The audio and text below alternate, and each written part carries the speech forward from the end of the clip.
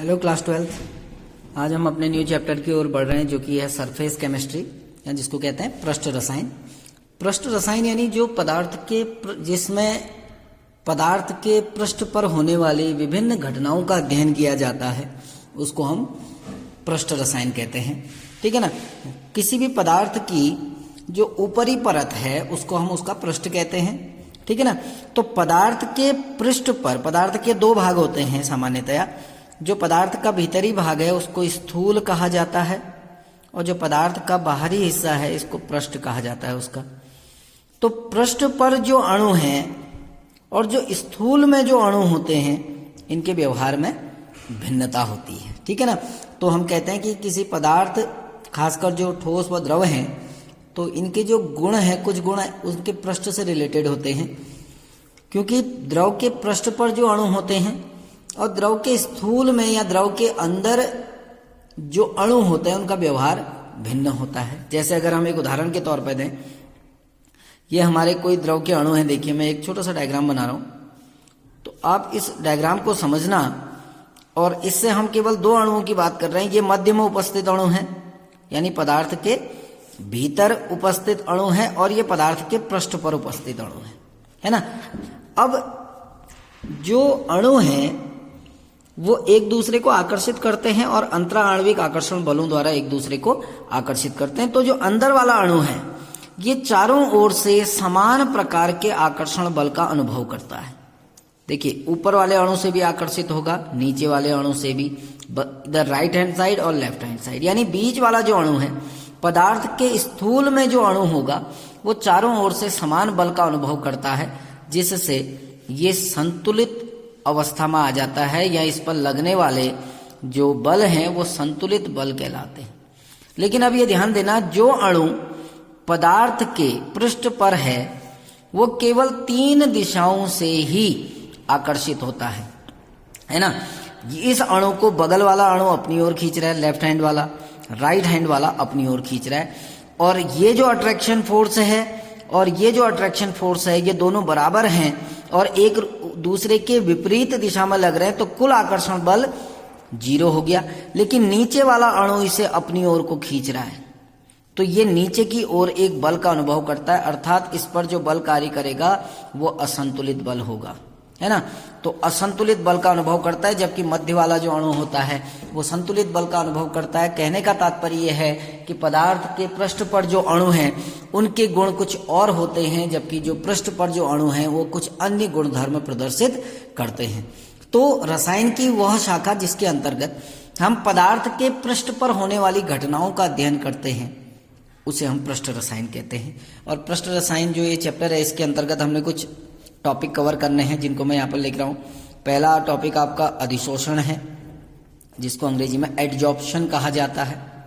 ठीक है ना, एडजॉर्प्शन। दूसरा इसमें जो टॉपिक आएगा वो आएगा उत्प्रेरक।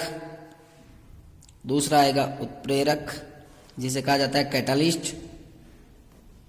और तीसरा इसमें जो टॉपिक आएगा वो होगा जिसको आप 9th में पढ़ चुके हो, जिसको हम कहते हैं कोलॉइड। तो आपने 3 टॉपिक कवर करने हैं इस चैप्टर में। ठीक है ना। तो हम इनके बारे में एक एक करके बात करते हैं। तो सबसे पहले आते हैं हम जो एडजॉर्प्शन है या अधिशोषण है। अधिशोषण, देखिए 2 चीजें होती हैं। एक होता है अवशोषण, अवशोषण जिसको एब्जॉर्प्शन कहा जाता है, एब्जॉर्प्शन, ABSORPTION। और एक होता है अधिशोषण, अधिशोषण जिसको हम एडजॉर्प्शन कहा जाता है। ठीक है ना। केवल एक अल्फाबेट का अंतर है, डी और बी का, है ना। बिल्कुल डेफिनेशन में भी केवल इतना ही अंतर है, कोई बहुत ज्यादा अंतर नहीं है।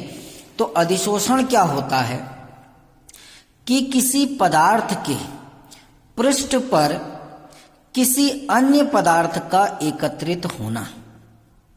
मैं सिंपल वर्ड में बता रहा हूं कि किसी पदार्थ के पृष्ठ पर किसी अन्य पदार्थ का एकत्रित होना।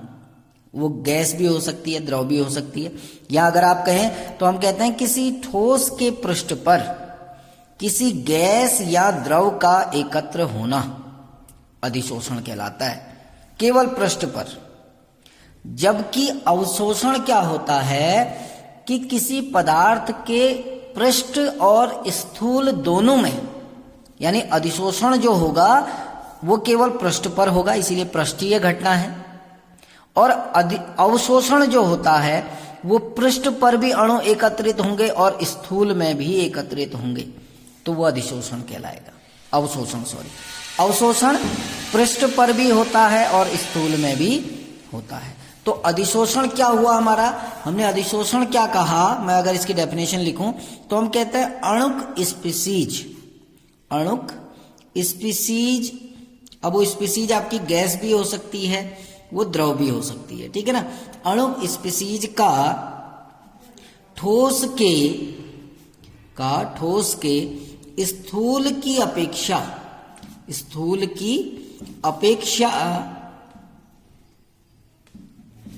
उसके पृष्ठ पर एकत्रित होने की घटना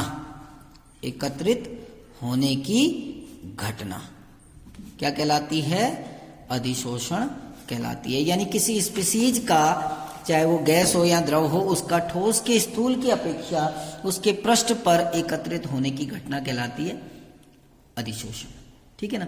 अभी अधिशोषण क्यों होता है उसके आगे हम बात करेंगे, अभी कैसे होता है, ठीक है ना।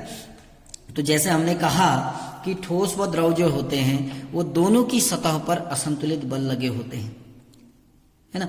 तो हमने, अब आप जानते हैं ना अधिशोषण क्यों होता है, इसलिए हम अब अधिशोषण के बारे में अगर बात करें कि अधिशोषण की क्रियाविधि या अधिशोषण होता क्यों है, पहले कारण जानते हैं कि आखिर अधिशोषण क्यों होता है, उसका रीजन क्या है।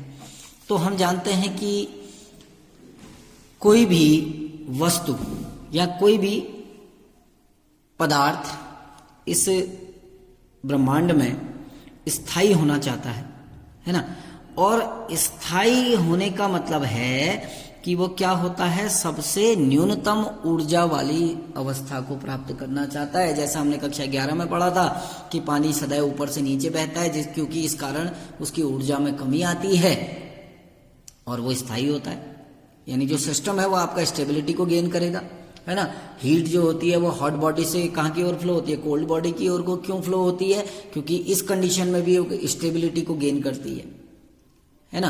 क्योंकि टेम्परेचर क्या होता है, एनर्जी का एक फॉर्म है। तो hot body to cold body जब आपकी हीट ट्रांसफर होगी तो यानी ऊर्जा में कमी हो रही है। तो यहां भी वही कारण है, स्थायित्व को प्राप्त करने के लिए, है ना, स्थायित्व को, स्टेबिलिटी को प्राप्त करने के लिए अधिशोषण होता है। जैसे अभी मैं एक उदाहरण के तौर पे आपको एक एग्जांपल दे रहा हूं, देखो यहां पर कि ये आपके कुछ मॉलिक्यूल्स हैं,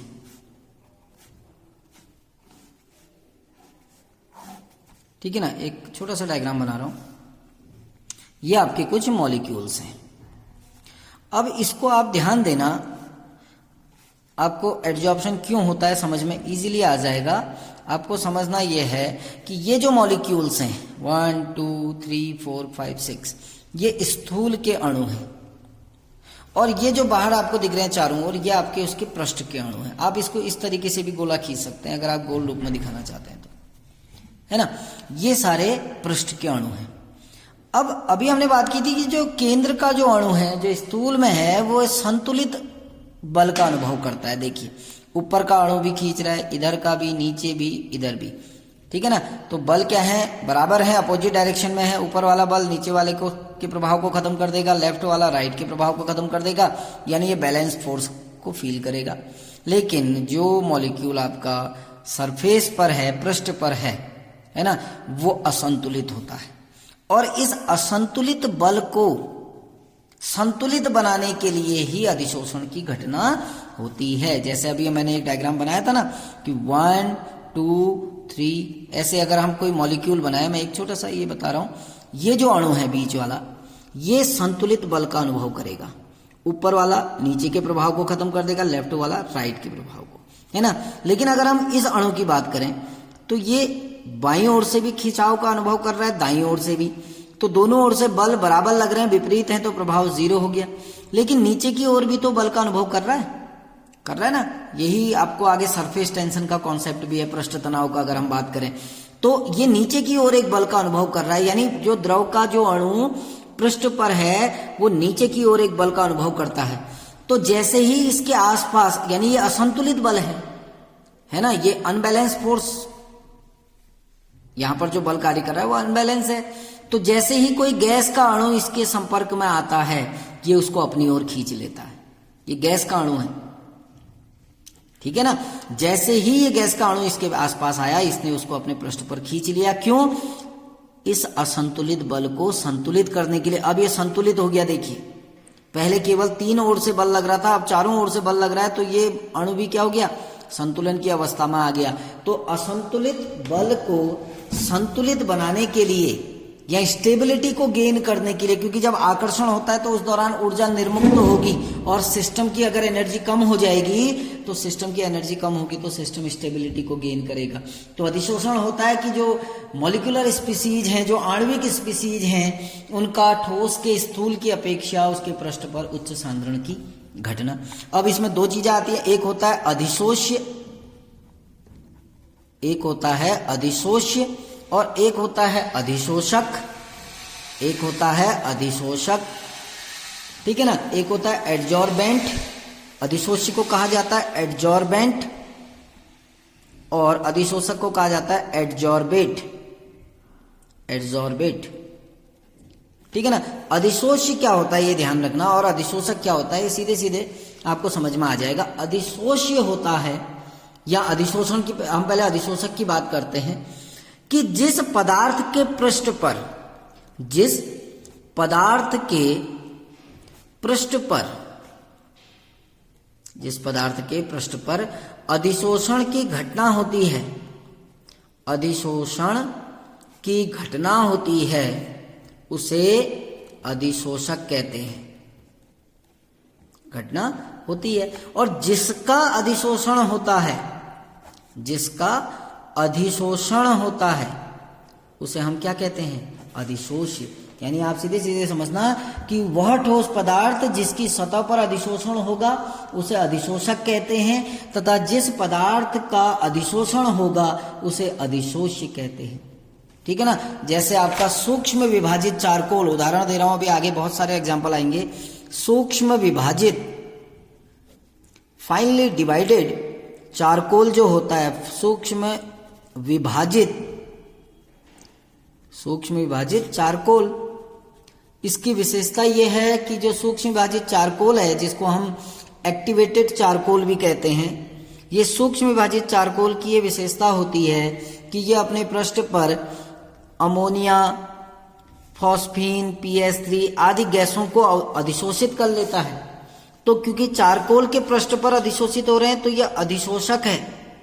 चारकोल यहाँ पर क्या है? अधिशोषक। और जो गैसें उसके पृष्ठ पर आ रही हैं उनको कहा जाता है अधिशोष्य कहा जाता है, ठीक है ना।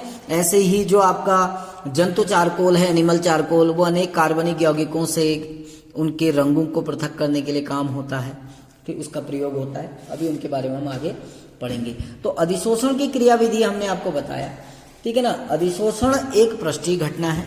एक बार फिर से इसको समझते हैं कि अधिशोषण की क्रियाविधि, अधिशोषण की क्रियाविधि, मैकेनिज्म ऑफ एडजॉर्प्शन।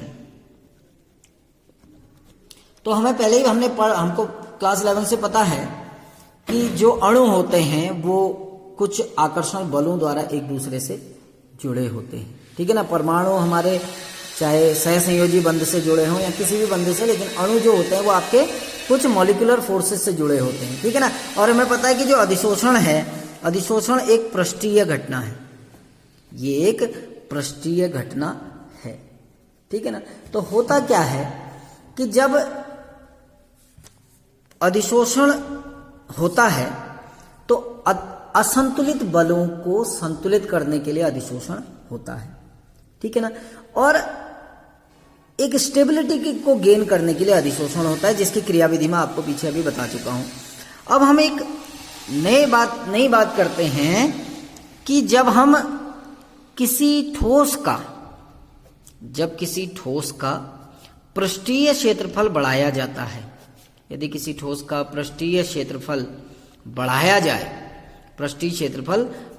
जाए तो अधिशोषण का मान बढ़ जाता है। तो अधिशोषण का मान बढ़ जाता है। अब कैसे बढ़ता है, देखिए बढ़ जाता है। अब कैसे बढ़ता है, ये आपका सपोज करो, मैं इसको एक एग्जांपल देता हूं आपको। देखो ये हमारा एक पदार्थ है, कोई ठोस पदार्थ, ठीक है ना। ये इसके अणु हैं कुछ। अब इसमें अधिशोषण हो रहा है, देखिए अब कितने असंतुलित बल कार्य कर रहे हैं ये आपको समझना है। तो जो अणु पृष्ठ पर हैं वो सारे के सारे असंतुलित बल का अनुभव करेंगे। तो इसमें अभी माना किसी गैस के कण का अधिशोषण हो रहा है, तो कितने गैस के कण जुड़ सकते हैं, देखो 1 2 3 4 5 6 7 8, कितने अणु जुड़ गए, 8, यानी 8 गैस के अणुओं का अधिशोषण हुआ। अब हमने क्या किया, इस अधिशोषक को सूक्ष्म विभाजित कर दिया, यानी इसको हमने छोटे छोटे भागों में तोड़ दिया। तो जब हम किसी पदार्थ को तोड़ते हैं तो उसके मध्य जो बल कार्य करते हैं वो भी टूट जाते हैं। यानी ये जो अणु थे, ये 4 के 4 अणु जो अंदर जुड़े हुए थे, ये भी पृथक हो गए ना। अब हमारे पास कितने अणु हो गए, देखिए ये अणु तो थे ही हमारे पास, है ना। यानी अभी तक ये 4 के 4 अणु पृथक हो गए। ये जो अभी तक कोई भी अधिशोषण नहीं कर रहे थे, अब ये भी फ्री हो गए, 1 2 3 4, बाकी तो थे ही थे 8, है ना। अब इसके पास भी कितने असंतुलित बल होंगे, 4। तो 1 2 3 4, ऐसे ये भी 4 गैस के अणुओं का अधिशोषण करेगा, है ना। 1 2 3 4, ऐसे ये भी 4 अणुओं का अधिशोषण करेगा। तो कहने का तात्पर्य ये है, तो कितने हो गए, 4 चौको 16 अणु, और पहले कितने थे, 8 अणु। तो टोटल कितने हो गए, देखिए आपके, इनको जोड़ लेना, ठीक है ना। ये 24 हो गए आपके। तो 24 अणुओं का अधिशोषण हो रहा है, पहले आपके केवल कितने अणुओं का हो रहा था, 8 अणुओं का था ना।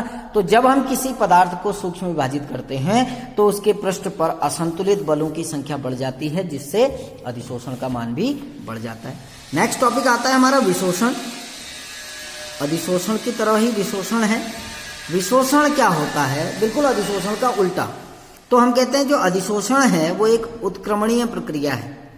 अधिशोषण एक उत्क्रमणीय घटना है, उत्क्रमणीय घटना है। यानी पदार्थ का किसी अन्य पदार्थ के पृष्ठ पर एकत्रित होना अधिशोषण, उसके पृष्ठ से बाहर निकलना विशोषण, ठीक है ना। तो अधिशोषण के जो विपरीत प्रक्रिया होगी उसको हम विशोषण कहेंगे। विशोषण यानी किसी गैस या द्रव के कणों का किसी ठोस के पृष्ठ से बाहर निकलने का जो प्रक्रम है, ये अणुओं का बाहर निकलने का जो प्रक्रम है वो कहलाएगा विशोषण कहलाएगा। ठीक हो गया ना। अब विशोषण हो गया। विशोषण एक स्वतः प्रक्रिया होती है, ठीक है ना, एक स्पॉन्टेनियस प्रोसेस है। और जब ताप बढ़ाते हैं और ताप बढ़ाने पर ये बढ़ जाती है विशोषण की प्रक्रिया। क्यों बढ़ जाती है? क्योंकि जब ताप बढ़ाते हैं तो ऊर्जा मिलती है और इन अणुओं को इस ठोस के पृष्ठ से बांधे रखने वाले बल को आसानी से तोड़ना, ये ताप बढ़ाने पर आसानी से तोड़ा जा सकता है, ठीक है ना। अब अधिशोषण और अवशोषण में अगर विभेद करें, ठीक है ना, अधिशोषण तो हमने आपको बता दिया कि अधिशोषण वह प्रक्रिया है जिसमें कोई पदार्थ किसी अन्य पदार्थ के पृष्ठ पर एकत्रित होता है।